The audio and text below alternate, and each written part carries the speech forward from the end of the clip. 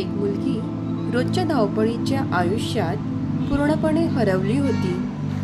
तणाव, चिंता आणि अपूर्णतेच्या भावनेने ती थकली होती.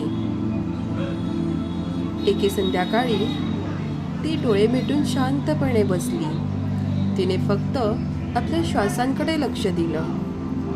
आत जाणारा प्रत्येक श्वास आणि बाहेर जाणारा प्रत्येक श्वासांकडे तिने लक्ष केंद्रित केलं.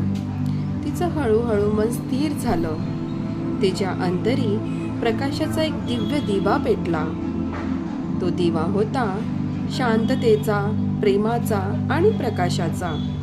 त्या क्षणी तिला उमगलं की ही शांती बाहेर नाही, ती आपल्या आतच आहे.